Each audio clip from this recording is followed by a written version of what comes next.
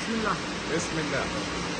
النهارده احنا في مدينة جدة عند في ضيافة أبو فرحة، ومعانا جمال إن شاء الله هيعمل كده تجربة صعبة شوية على الجلاكسي عشان يشوف مواد التلميع بتاعتها. خليكم معانا ونشوف الخطوات. أول حاجة بنبتدي عندنا طبعا في المملكة هنا في شيتا، ده المنظف بتاع الأحجار. أول خطوة بنعملها إن احنا هننظف. يلا يا جماعة.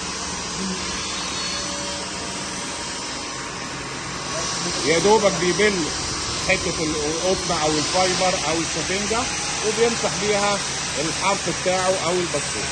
بس يا بطل يلا. بعد كده بينشف عشان يشيل الاثار بتاعه الشمس. هنا هيعمل الخطوه الثانيه اللي هيدي البولش الكريستال ميكس. يبقى الخطوة الثانية هنا إن هو هيدي إيه؟ البولش الكريستال ميكس. يلا يا بطل. شوف.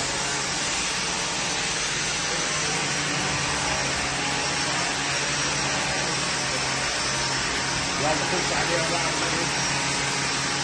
وهنا بنقول إن البولش هو البديل بتاع الجماطة. البولش هو البديل بتاع إيه؟ الجماطة. وهنا زي ما احنا شفنا كده الحرف مش متصنفر ولا بيتفنش. احنا بنعمل اختبار صعب شويه.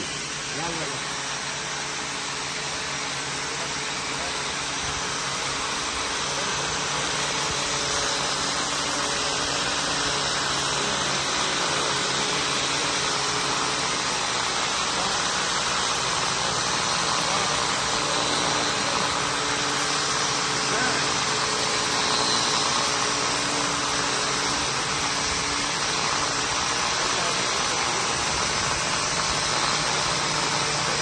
هو دلوقتي بيسخن على البولش عشان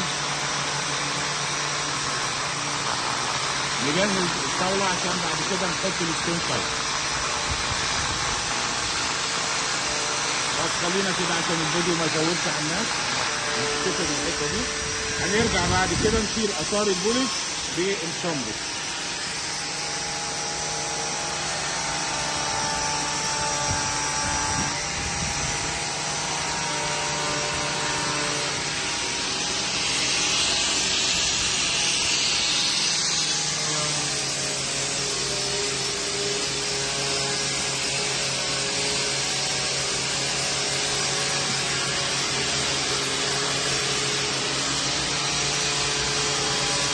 بعد كده هنخش بالستون سايد. حته بقى برضه نضيفه.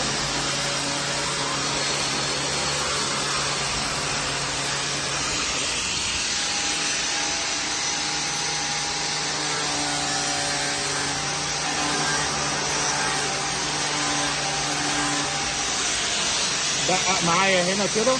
لو دققنا هنبتدي نلاقي الحبه ابتدت تظهر اهي.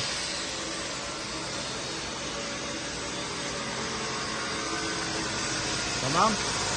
طبعا يعني احنا دايما معاكم وبيسعدنا وابو فرحه. الله يكرمك. انا بشكره جدا على ضيافتنا في جده. والله يا مصطفى. ويعني ان شاء الله تبقى فتح خير. يا رب. حبيبي. شرفنا بك يا مصطفى. يلا السلام عليكم ورحمه الله.